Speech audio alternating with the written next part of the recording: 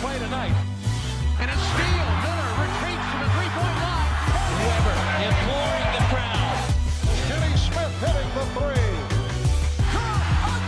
Big-time plays here by Steve Smith. And welcome to another fun-filled hour of insight and opinion and hilarity and goodwill called Open Court here on NBA TV.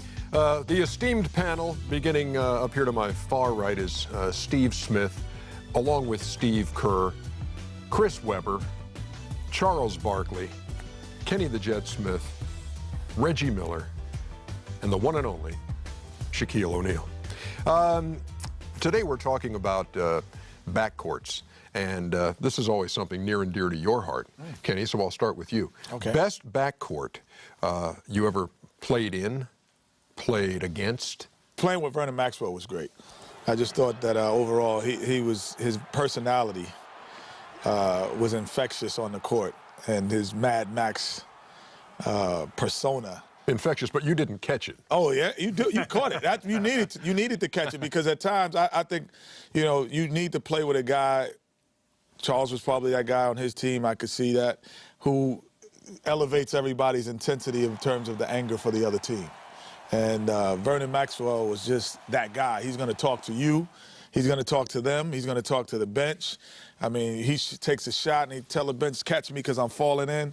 I mean, he was that guy that was and I actually saw, he was the only guy I saw that irritated Michael ever in his career. How about Reggie? He did that once or twice. Yeah, but Vernon told him twice. He's like, if you score again, the way you're scoring, I'm going to fight you. And I was like, what do you mean? I said, what? He said, no, he's disrespecting me. He's just scoring at me too easy. So Michael scored again, and he actually swung on it. Let's go to somebody who was not a guard. And Charles, best backcourt that you played with or played against? Probably Isiah Thomas and Joe Dumars, the best backcourt I played against. C-Web. I say Isiah and Joe, or, you know, I played against Nate McMillan and Gary, and they were Gary Payton, and I remember them trapping our guards, and I remember, you know, the running jumps in Seattle, and I just remember defensively, every game it was just something for our guards, and so I really remember their intensity. We'll just go up the line here. Best backcourt I ever played with, not that I ever got into the games, it was my rookie year. I never played, but AJ, Jeff Hornacek, and Dan Marley were the three guards in rotation in Phoenix, and they were perfect together. They all did different things, but they were so good individually and together. They were fun to watch. Do you remember Vernon Maxwell talking to Michael? I think that was before I got to Chicago, but I remember when Vernon Maxwell ran into the stands and got suspended for about 10 games. So I'm sure there's a lot of Vernon Maxwell. So what I meant was he was infectious, but you only want to catch a little bit of what he. Yeah, you only want to catch a little bit of Maxwell. You know what? If you catch the Maxwell flu, it might get you out of the no question. How about it, Smitty? You know, I got to give Mookie Blaylock the best backcourt partner I've ever had. Totally opposite than Vern. Didn't say much, went about his business. You know, a thief in the backcourt. And I think watching and playing against, it has to be a trio for me too, Steve, is Isiah, Joe, but you got to throw Vinnie Johnson in there too. Because the way they were all interchangeable. You know, Joe could go over and move to the point guard spot where Isiah could come off screens. Then you had Vinnie Johnson. So that was the best backcourt I played against or saw. Shaq. Best backcourt I've ever played with, as I said in my book, Shaq Uncut. In stores now. Best backcourt I played with was Penny Hardaway and Brian Shaw. Because Brian Shaw, you know, we had a play that was called a Shawshank Redemption Unstoppable Play, and Penny Hardaway was, you know, Shawshank Redemption. Then when I went to L.A., Shaw came, and my second favorite is B. Shaw and Kobe. We still have the same play, Shawshank Redemption. Basically, the play, you like Brian because he just threw you the ball. Threw that lob. Unstoppable. Throw the ball to your big man. Let him flourish. 28-15, baby. Backcourts you've been part of, played against. What do you think, Rich? The best player I played with would be Mark Jackson. It seemed like he had eyes in the back of his head, and all I had to do was really set my man up, and he got me the basketball. Against, to me, was Magic Johnson and Byron Scott. And the reason Byron Scott wasn't a huge name, but he was such a great shooter, and Magic at 6'9", point guard, and that the matchups going between both of those players, it was so difficult because of their size. But I would say Magic and Byron Scott. And to me, the best I never said it, would play against was Michael and whoever was in the backcourt. You know, as a big fella, a lot of the guards that I played with, the best ball handlers, I don't know if this is true for Shaq and Chuck, but a lot of the guards would come to me and be like, man, I got Mookie, I got Muggsy Bogues tonight. And when Muggsy Bogues played, I would always have to come up and set picks. So, you know, 94 feet, he would start checking them. So I would actually take the ball out, get it to the guard so I could stay at that free throw line and set picks, and they hated. He's the toughest. I take that back. Muggsy Bogues is the toughest. He's the toughest on-ball defender I've ever. My guards always used to be like, man, come up and set a pick on him, you know what I mean, so I can get open, because he just fought. I thought it was two Muggsy's on the court. Because you dribble on this side, and you turn back, and he'd be there. Like, it's like two Muggsy's. Muggsy was guarding you, and you got the ball full court, you threw it to the other guy. Yeah. You take it, I'm running up. Lindsey Hunters, another guy who'd get in you. He had this sort of clamp. His arms were long, strong. Mm-hmm. Yeah. He'd get you in his little zone, and you had to be really careful with that ball. He'd just poke it away. Mine by far is Mookie. You know, bring the basketball up against Mookie. I saw Mookie win games by getting turnovers in the backcourt. But you told me last year about Mookie saying when he was going to steal a ball from guys and he would wait. The one crazy thing about Mookie, he never went out and shoot around. He never went out and worked out. He just stayed and watched tapes from guys counter. Kenny, when you put pressure on him, whether he's going to go around his back, whether he's going to cross over. And he would say, Steve, I'm going to get a steal right now because I've been watching tape after tape. And he get a steal. So me, that's not like saying you're going to get a bucket. Right.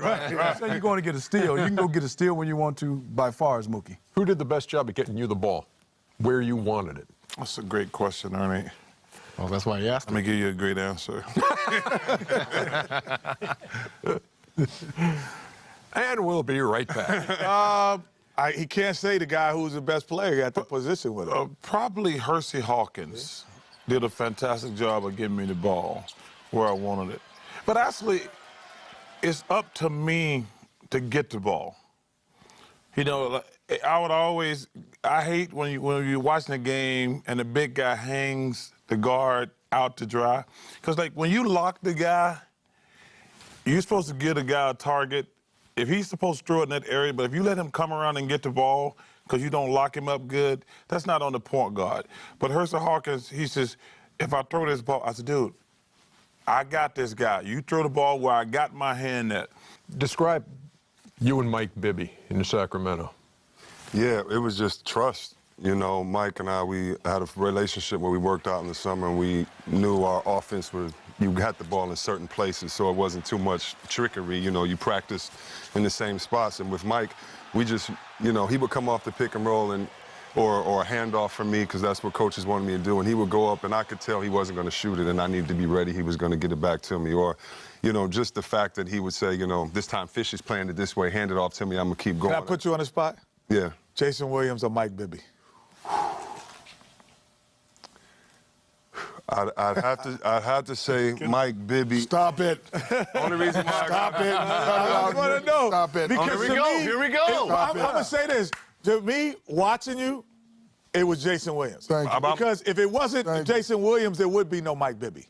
First of all, that's 100% correct. Thank you. If it wasn't for Jay Will, it'd be no Mike Bibby. But the reason why I would say Mike Bibby is because when Mike Bibby came and played, he was a little bit more mature. When it was Jay Will, it was me, Jay Will, and Vlade there the first year ever of Sacramento being together.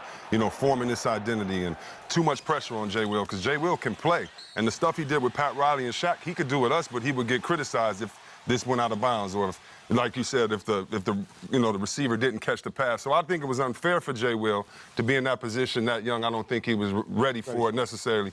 But Mike Bibby being more mature at that time. But Jay Will's the type of guy that'd be like, Webb, go up, you got to get this jumper. He'd be the guy pushing it, and you know, it was fun playing with him. I can't say that. Okay. But yeah. How many times you get hit in the nose with a pass from Jay Will? I'd probably say maybe once.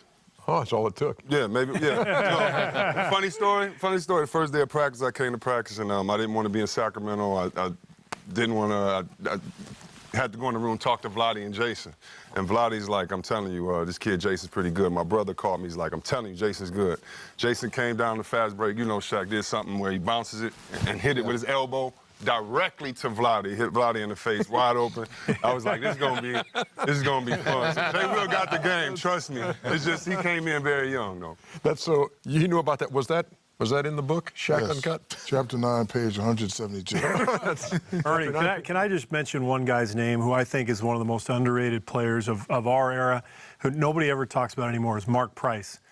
He was so good. You remember how Hardest good? to check on the pick and roll. He was split the pick and roll. man. He created the split. Yes. Nobody was invented the splitting pick split. and rolls. As a matter of fact, we have an entire segment devoted to more of the under the radar I thought you kind were of saying guys Mark in the Price. backcourt. I was like, wow. Yeah, that's He wasn't that still good. to come on this edition of Open Court. We'll be right back. He was good. He wasn't that good. I'm not as confident in Derrick Rose's return. He's one of my favorite players, and I'll tell you why I'm not. Moving side to side, stopping, and your brain telling you to go up, and you feel a little twinge in that, and then the rehab process.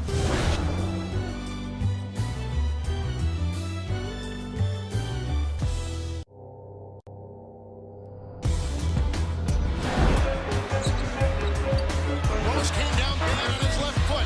See him holding onto his knee and down.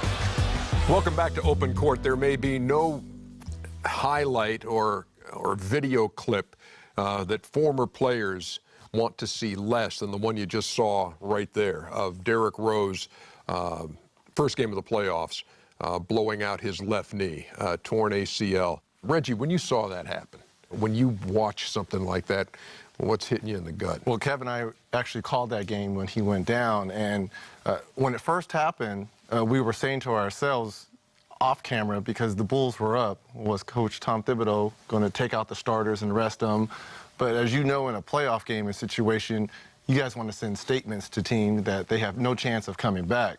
So when he went down and the camera focused on his face, right then and there, because he's never really had a major injury throughout his whole career, AAU, high school, college, whatever, you could see on his face that it was something serious. And obviously when it came out, the ACL and so forth, you feel, because he is such a good, humble kid, it's unfortunate. I think it's going to be a long haul for him, because when it's your first major injury and you don't know what to expect and you're just on the sidelines waiting, it could be very difficult. The thing about it, too, we've seen him make that same move countless number of times. It's almost a trademark move in the paint that he made, and then to see it end up that way, just crushing. And for a guy whose explosiveness on the floor is that obvious and is that feared and that respected by opponents, do you lose just a degree of that makes you a mere mortal in the eyes of these guys who check you now? He's a guy who relies on the speed and the explosiveness. I tore my ACL in college. Obviously, I'm a totally different player. I'm a spot-up shooter. In the World Games with me. With Kenny, that's right. And it took a full year till I really felt comfortable. He was dunking crazy. I was doing all kinds of stuff. It was before the days of videotape. So there's no actual evidence. But it's such a different thing for a guy who, as Kenny mentioned, relies on his speed to get by people. It's also his left knee, which is his jumping knee when he's going off that foot in transition or off pick and roll. I think the surgery has gotten better. The rehab has gotten better. Guys are coming back quicker. Guys are coming back in every sport from ACL. So there's no doubt he's going to be okay in terms of his recovery. But how much of the explosion will he lose, and how can he? How much up here? Yeah. How much up here is really going to... He does that move how many times a game? 20, 30? When he does that for the first or second time, is he always going to be thinking and reverting back to that game one versus Philly? I think more mentally, that's what's going to be his big challenge going forward. That's a whole nother topic of coming back from injury and the mental aspect of that. And reporters will always ask, are you going to be thinking about it? I said, no, I can't think about it. When we say mental, I think we really mean confidence. To be able to make that move and just explode, it's mental, but it's about having the confidence. Okay, my knee. But I also think Derrick Rose got a huge advantage myself because next year to me is a wash. This coming season. Yeah, this season's a wash. Because he tore his, I don't see him coming back before the playoffs. Playoffs? The playoffs. I mean, it takes pretty much a year. So I'm looking at playoffs. They to me probably won't get out of the first round. So if that's the case, you wouldn't bring him back at all then? I would bring him back. If they're in the 7th or 8th seed, would you bring Derrick Rose back? I probably wouldn't, to be honest with you. Because, like, you're still risking it, bringing him back, him being 100%, because he's going to want to play. They probably won't be able to win a round with or without him, because they're going to be a lower seed without. They're losing a Zeke also. They lose Kyle Korver. That team's going to be totally different because he did so much for that team. They lost Ronnie Brewer. So I don't think that team is going to be very good this year. So I might have him sit out the entire year, to be honest with you. It's definitely a trust factor, as you guys know. I mean, I think for him, the big question is now, do you change your approach to the game? Do you change your game? I mean, is he going to become more of a facilitator? Can he? Can he think the game? Can he play the game, say like a Mark Jackson, if he had to? You know, I think that's going to be a big question for him. But as far as him attacking his rehab, knowing him as a person, watching him, he's going to get back to 100%, I think, strength-wise. But then that trust factor, you know, you're going to think about those moves, Chuck, I think, for him. You know, how do you land? And do you go full speed? And that's going to be the big difference, I think, for Derrick Rose. How do you put that out of your mind, C. Webb? You don't. You just have to realize who you are at this point. You know, we all talk about getting older when you start pump faking and you realizing that you can't do it anymore. And unlike you guys, I'm not as confident in Derrick Rose's return. He's one of my favorite players, and I'll tell you why I'm not. When he goes in, if you look at him and Westbrook, two of the most athletic guards we've ever seen in this league, when they plant and they stop and they cut, it's so quick. And I admire the guards for getting older and Nash for to be able to get around quickness and picks. Big guys, we can just lumber. Moving side to side, stopping, and your brain telling you to go up, and you feel a little twinge in that, and then the rehab process, then defense, then defensively, and his game is herky-jerky. It's not like he has a smooth game. His game is very herky-jerky. I hope well for him because I just look at his legs as being so athletic. How can he keep every time putting that back on him? It's like he's a running back. What would your advice be to him as he rehabs? I think today with the technology that we have and, you know, all the rehab specialists that we have, it's going to take him a year to come back. But I think when he plays, you know, he's not really a thinker. So I think when he makes that first move and he feels that his knee is strong, he'll be, you know, the same old Derrick Rose. Is there advice you would give a guy coming back from a serious injury like that, a star in this league? Ask Grant Hill if he's got advice, you know. And when I was in Phoenix with Grant, he made a point of talking to players. In fact, we played Portland one year in the playoffs. Brandon Roy was out with a knee injury. He decided to come back and play. Grant went and personally talked to Brandon and said, you got to think about this. This was my situation in Detroit. I played with a broken foot. It cost me 3 years. I think it makes sense for Derrick Rose to listen to people who have been there. He's got to take his time. I like what Chuck said, if he's going to bring him back. It depends on really what the Bulls' situation is. I think if they're a top 4 seed, which they probably won't be in the Eastern Conference, do you risk bringing him back? But when it's your first major injury in a very young career, you know, you're coming off being the MVP, the youngest ever in our league, I think the Bulls have to be very cautious of bringing him back because he is the face of the Bulls now, supplanting Michael Jordan.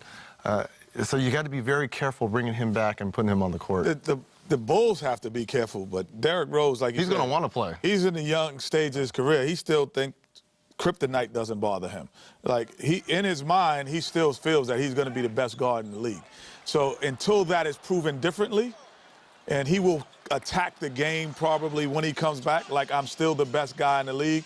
And then if things don't work, then he's going to adjust. But he's going to come back playing the way that he thought he could play. You're saying him attacking. What do you think Westbrook, Chris Paul, right, until it doesn't work, are thinking right now? Until it doesn't, but right now he's you think they're going to take it easy on him? He's looking at them saying, but no, but he's looking at them saying, y'all really couldn't see me when I was there, so I don't think you could see me when I come back. I agree with you. I think he's going to come back and do great. I just know from sitting out 14 months, you come back that first 2 months, you have energy, you're going to get fatigued, going to tired. And he's the guy, the main guy on the team. I don't know if any point guard has to have the ball as much as him, so I'm like you guys. I don't think he's going to be cautious, but if I'm that ownership, But this could be a blessing in disguise, too, because as you just said, he needs the basketball in his hands. This is a chance for him to work on other parts of his game, like shooting. Yeah. Now, if he can come back and be a more well-rounded basketball player because of this injury, I think that's only going to help him as well as the Bulls. Interesting story on a number of levels, that of Derrick Rose. Back with more on Open Court right after this. Another guy that I played against who was probably the meanest shooting guard, Alvin Robinson. That's my guy. That was what I was gonna say. Alvin Robinson, I mean, he's almost cut from the same cloth. Well, no, Vernon Maxwell. They cut from the same cloth.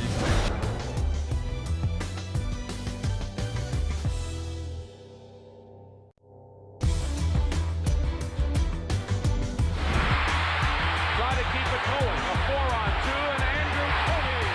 And the Sixers are back on top. We welcome you back to Open Court, talking about the backcourt, and somewhere along the lines of what Steve Kerr was talking about earlier, he brought Mark Price's name up as maybe not an under-the-radar guy, but maybe not the first name you think of. And how about, where does Andrew Toney rank in this whole big picture? Andrew Toney is the best player I ever played with. You know, I got Including Dr. J. Including Dr. Moses Malone. Those are guys at the end of their career. Wow. I throw this water on you. Let you get Stop it. Come on, I throw this water on you. We're all ears. Dr. J, And Moses. I'm just telling you, the most dominant player that I played with Better than the King. I'm just telling you, man. I'm telling you. Hey, listen, like and Kenny said earlier, when I got to Akeem and Clyde, they were older than me. But Andrew Toney, I've always said, he's the best player I ever played with. The best player I ever played against was Kevin McHale. The best player I ever played with was Andrew Toney. Because? He was unstoppable. Flat out unstoppable. Just flat out unstoppable. And I'll tell you this. Boston Strangler. But the one guy who I say I want to mention who gets lost in all this, Mitch Richmond. Yeah. Mitch Richmond to me, and Michael Jordan has said Mitch Richmond was great. He played in Golden State and Sacramento. So, they're not big media markets. Thank God Sacramento's not a big media market. I was taking a shot at Tara August, my bad, y'all. I thought you were taking a shot at C. Webb here. No. See, Webb put him on the map. Let me just say, if you're scratching your head at home a little bit, we are too here. Go ahead, C. Webb. Give me somebody who's a little under the radar. Wow. I played with Mark Price, and I would definitely say Mark Price. But, wow, I got to go with my point guard, Rod Strickland. I think Rod Strickland was the best finisher under 6'4" that couldn't dunk. He would finish, and it seemed like he would dribble. And you know how Akeem had that one highlight of Akeem dribbling down the court. You knew he really couldn't dribble when he was dunking. That's how even though Akeem the man, but that's how Rod would dribble, and you would never see him like have the handle, and he would have his fingers taped, and he would just finish things. To me, I don't remember ever seeing a guard get as many and ones on big fellas as a guy that couldn't dunk like Rod Strickland. Let's go back to Mark Price. You brought him up earlier. Break it down a little bit more into what he brought. Well, he was a little bit like Steve Nash in that he was the best shooting point guard of his day. Could shoot any shot. As Kenny said, he invented splitting the pick and roll, and the reason it was effective was because he could shoot the runner in the lane. But he could stop on a dime in transition and shoot from three. Mark was much more athletic than people gave him credit for. He was fast, he was strong, and when he ran pick and roll with Brad Daugherty, it was a nightmare to defend. I think the two guys, C. Webb and Chuck said, Rod Strickland, to me, didn't make an all-star team. To me, I couldn't understand why. When a guy could average 18 and 10 assists, lead the league in assists one year, you knew he couldn't shoot. Go under the pick and roll, and he still get a layup. I think Rod Strickland, by far, was a guy that you could scout and report. He can't do this, he can't do that, but he had 20 and 10. And then Mitch Richmond, one of the hardest two guards on both ends. I didn't think he got his due. But those are two guys for me. In our commercial break, and again, this is not a rehearsed conversation, but our producer Rodney Vaughn, and we're all talking, and we know what the topic is, but nobody knows what anybody's going to say. But Shaq did say, "I'm going to drop one on you," in response to this question. So, who's your under the radar guy, big fella? Scotty Skiles. Oh, nice. Okay. Because he was mean. He was tough. He could shoot. He could split the pick and roll. And he passed it to you. And he passed it. And he tried to fight me one day in practice. Who won? Who you think won? Okay. No, I just Well, give me more on that. I haven't read the book. Actually, chapter 2, page 55. But tell me. But no, I don't want to read. I want to hear from you how Scott Skiles, at what, 6 feet, 6'1", 6 feet, 6'1", went after 7'3". We were. I mean, I don't like to say names, but we were partying. I mean, we were in L.A. and D. Scott was partying all night. So, No, really? Yeah, so next day in practice, and Scott Skiles was the leader. He was a real vocalist. So the next day in practice, to me, it was a chill-out day because the game was next day at 8 o'clock. So, chill out, practice, go rest, and then play for the game. So he kind of got in everybody's face. He got in my face, and I was like, my man, I ain't about all that. You better head back. You understand what I'm saying? So he charged me, and I hit him with the same punch that I threw at Chuck, but he didn't duck. He didn't duck. No, he didn't duck, so it connected. It was pretty, too, like come ducking. Yes. Like I reached out, and they gave him that, and he fell back, and then Larry Kostroviak dunked on my back, and I gave him one of them WWE flips, and then D. Scott grabbed him. You understand what I'm saying? Who would have got D. Scott from under the table? Yes, he would. But D. Scott was out partying all night in L.A. At the gate on a Thursday. Sorry, I asked. Like a boulevard. Reggie, who's your guy? Lafayette Fat Lever. Lever. And this was a walking triple-double at the point guard position with the Denver Nuggets. And it's interesting because he never did it in flashy ways, but at the end of the day, you look at his numbers and he would have 18, 13, and 12. And another guy that I played against who was probably the meanest shooting guard, Alvin Robertson. That's what I got. That was what I was Alvin Robertson. Rebound pulled away by LaSalle. Robertson alone. Look out. There's getting a little run. I'll tell you what. This guy Robertson, don't mess with him. I'll tell you, I don't care how big you are. You see him just pick up Michael Williams right off the floor? I'll tell you, Alvin Robertson is a mean, tough hombre. I mean, he's almost cut from the same cloth. Vernon Maxwell. No, they cut from the same cloth. You don't know what you're going to get, but I would love to walk into a dark alley with Alvin Robertson. When we come back, Shaquille O'Neal, Scott Skiles. Cage match. At the club. That wasn't me. That was D. Scott. Now. You've already told on yourself. How you know he was in the club? That means you was there with him. And then you got the tongue coming at you. You focus on the tongue. You focus on the ball. You focus on the waist. You're looking at the shoes, the glint. You didn't know what you were going to do.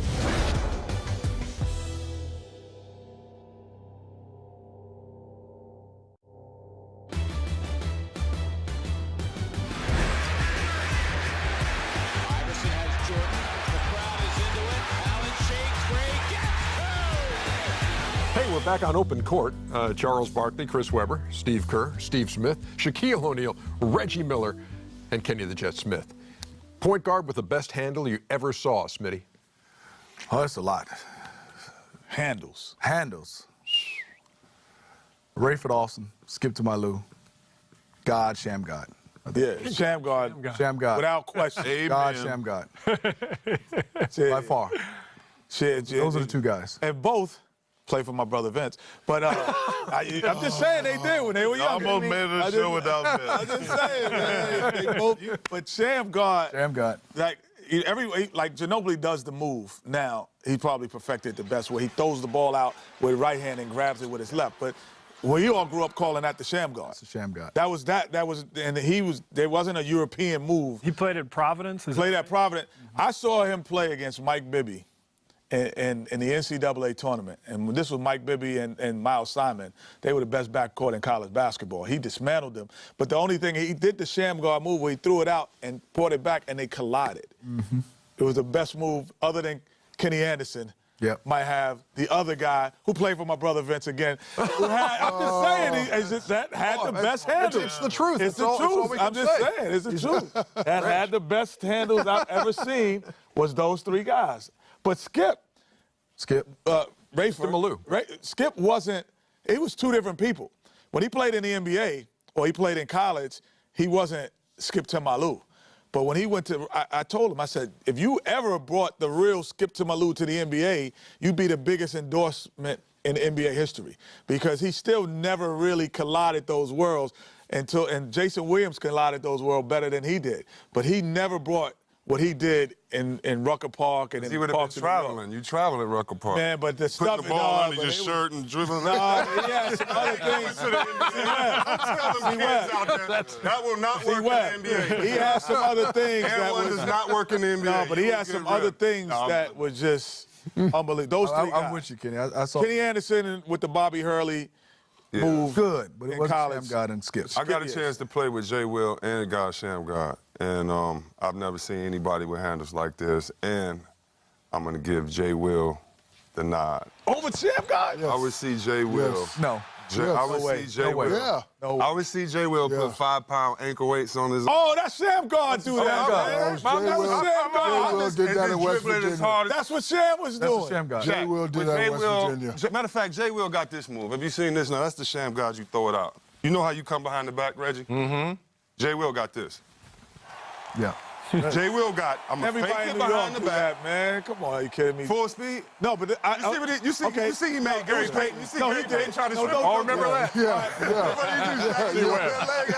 I remember that night,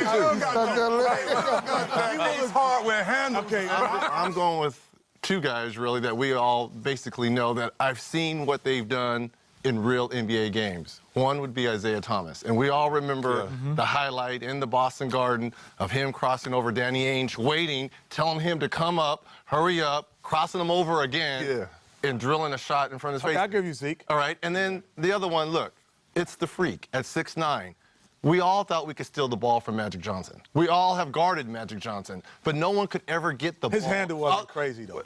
I love it. His vision. Come on, man. His vision was only crazy. Dennis Johnson Handle. was the only person that could rip Magic Johnson. I'm talking about full. Magic handle was Now, I'm talking Okay, body. well, everyone has But tried 6'9" it was at great. 6'9", 6'9" was great. point guard. But, I mean, LeBron's got a better handle than Magic, though. Oh.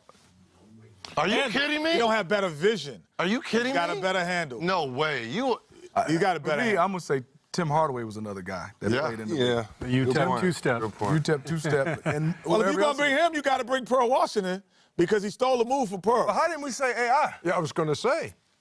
AI's was speed. It wasn't handle. It was speed to me, too. It was speed more. I'm going to have to agree with Reggie on Isiah Thomas because Isiah, if you go back. Nobody leaves Alabama dribbling, did you? Dirt road. That's your whole city. Wow. That's 5-hour energy. Hey, but this dude, you had the best handle for the power forward I've seen in a while. Thank you, man. You did. When Isiah Thomas, if you go back and look at those old Pistons when they tried to outscore people, when they had like Kenny Tripucka and those guys, when Isiah was like leading and like way up there and scoring, because they went from an all-offensive team to a defensive team. When they had their offensive team with Isiah and Kenny Tripucka, John Long and those guys, that's when Isiah had the crazy handle. I mean, but it was always amazing to me how that team went from all offense trying to outscore people to becoming a defensive juggernaut. When I said defensive juggernaut, that means they tried to kill you every time you went to the basket. I mean, because, man, I tell you, I always tell people, when you played against those Pistons in their heyday, every time you went to the basket, when you got up off the floor, you're like, I think I still got some of my... Loaded question, man. Loaded question. Loaded. Best big man handle, Shaq. Me. See? I done loaded. Go ahead. I'll let you go. To your question, I have a two-part answer. My favorite big guy with handle was Penny Hardaway. A big guy. Yeah, big guy. Big guard. Yeah, Big guard. Yeah, 6'9", big guy, 6'9". Better than Magic's? Yes. Oh, yeah. Oh, yeah, Penny had. I told you. Hold on. Yes, Penny yes. was way better than Yes, that. cut it out. Man, y'all too young, man. Some of the best handles in the man. We talk about handle. Man, one of these lights are going to fall on me, man. And Ernie, to be a little bit different, the best guys with handle are not even in the NBA. Like if you go to the Rucker in the Street League, Hot sauce, bone But collector. they traveling, man. Don't matter. We're talking about handle. We ain't talking about traveling traveling. and We're talking Can't about have handles and double dribble. If the ref blow the whistle, that's not handles. Well, see, I count handle. This is why I don't put Magic in the handle category, because he'd find somebody. But when you're double team and in traffic and got to get out with the handle, Magic's not doing that. Yeah, that's Isiah. That's Shamgar. That's those guys. They getting out of traffic with the dribble. Magic's gonna be like, oh, y'all stupid enough to put 2 people on me. I'm gonna find the open man and get him open. Those guys say I'm gonna dribble through it. Go ahead, Steve. Well, with all the guys that we've talked about, there's really only 2 Hall of Famers, or at least like perennial All-Stars, and that's Isiah and Tim Hardaway. Most of the names, it's more about the show than the actual production. That's why I like Isiah. If I had to, one guy, I'd take Isiah because he had both. And whatever he did with the ball, it always translated into something good offensively. One more thing. Anybody really ever get embarrassed? I mean, really get embarrassed? Somebody cross you over? Chuck did. Huh? Chuck did. I'll talk about it because I know C-Web don't want to talk about it. When Chuck reached and he wrapped around the back, looked at Chuck, and threw it down on his head, and then did a commercial about it. You know, yeah, that was woo. No, that's not interesting. You're right. Yeah, that was a great play by C-Web. But, like, look at C. That was just a great play by C-Web. The only thing I was mad about, because first of all, we've all gotten dunked on. Not like that. Everybody's got dunked on. Not like but that. like the only thing that made me mad, I had made in my mind we were running down the court that I was going to foul C-Web. So when I reached for the ball, I was really just going to knock the hell out of him, to be honest with you. And then when he put that ball, got you. Trickery got you. Yeah. So I did, because I was like, okay. Because I my mind was working. I was like, okay, I'm going to just hit him, knock the ball out of his hand hard, take a foul. And then when I reached down to slap the hell out of him, he put that ball behind his back, and I said, uh-oh. Because I was like, uh-oh. I knew I was in trouble then. Yeah. I did. For you, Kenny, was there a guy who, when you saw him bring it up, you felt there was the potential for embarrassment if you're not careful? Well, embarrassment is like you can't stop him from getting to the spot he wants to. Or he's going to break your ankle out, and that guy 35 feet from the hoop, and you're going to be on every highlight. We mentioned him in another segment. Is Ross Strickland. Like, you just couldn't stop him from getting to the area he wanted to. And the embarrassment came from your teammates and everybody, because it was always playoff games or big games when we played Portland or when he was in San Antonio. And they're like, you cannot keep a guy who can't shoot out the paint? And I'm like, no, because he's keeping his dribble alive so he can keep getting to the paint. We didn't want to be embarrassed. You're talking about crossover and all that, and that's number 23. And we're talking about handles and all that at 6'4", 6'5". MJ was going to embarrass you because he was quick, he could post up, he could shoot. Coming at you. In and out, right hand. Don't know if you're going to pull up or keep going. I mean, and you're backing up. And then you got the tongue coming at you. Do you focus on the tongue? Do you focus on the ball? Do you focus on the waist? You looking at the shoes, the glint. You didn't know what you were going to do. I still give Smitty, you had a handle, though. I appreciate it. Smitty was up there with the big guard handles. Yeah. The other thing I will give Smitty credit, the thing I hate about Smitty, and you guys know this from picking, there's nothing worse. Like, before you play against certain players, you're like, they're going to do this thing. They're going to do this thing. Don't go for this. And it still works. That's the only thing that drove me crazy about Smith. I was like, dude, we went over that on the board. And he do the same thing. Hey, when you started the move, like when you would start, right, you could hear the guys on your team on the bench going, here it goes. And it didn't matter. Here it goes. And then, boom. I mean, I come from big guards, like you said, Magic. But Penny Hardaway, when I got a chance to face another guy 6'8", with real handles, Penny was one of those guys I could see, Kenny, you picking up full court, that it didn't bother. It didn't bother him, no. I'm a big guard. When a little guard came, I'm still going to turn my back. He never turned his back, which tells me you can handle the basketball. At 6'8", with Muggsy, with little guys, when you don't turn your back, that's true handles. Penny never turned his back when guys was pressing up 94 feet. Getting a handle on the best ball handlers here on Open Court. I met a guy named was Terry Catledge. You remember Terry Catledge? Yeah. Catman. So Catbone. Yeah, so Terry called me in the office and said, hey, you want this number, you gotta give me 50 stacks. I was like, 50 what? Like 50 stacks. So I chose 32 in Orlando.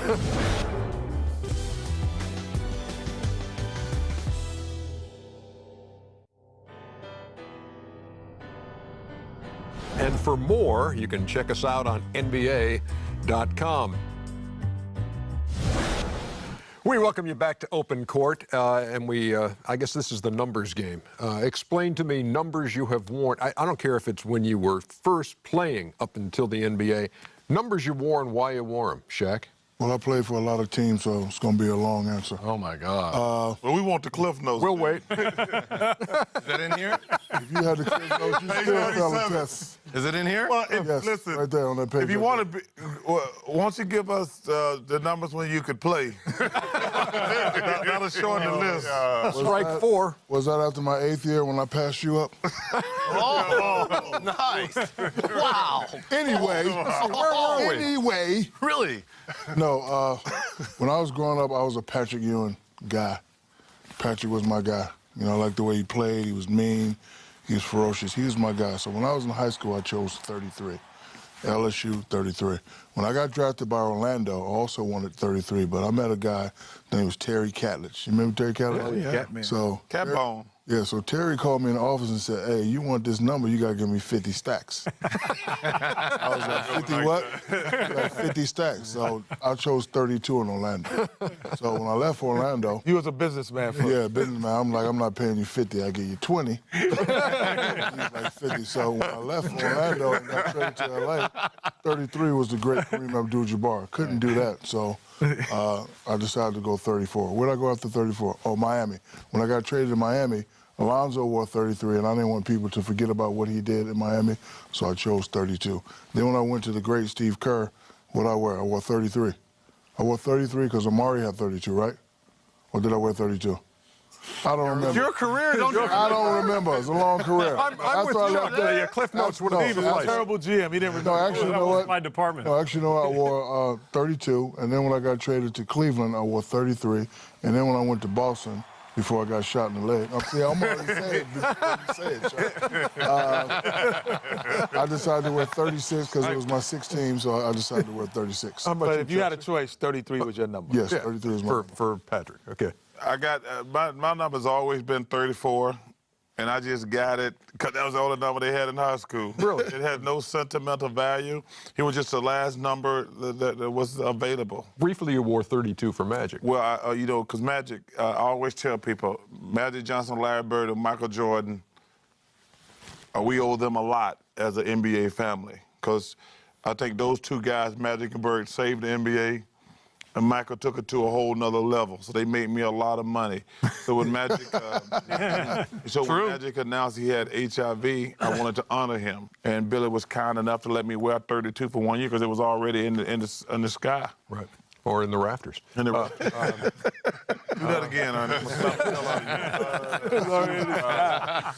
It was just hanging in the sky. Most of the time. There's a jersey in the sky. Playing indoors most of the time. C-Webb, you've had some interesting choices. Yeah. High school, I had 44 because of Derek Coleman. Then I had 34 because of Chuck. What? High school, yeah, he was my, you know. What? Chuck, yeah, I had 30. Can't come between us. Can't come between us.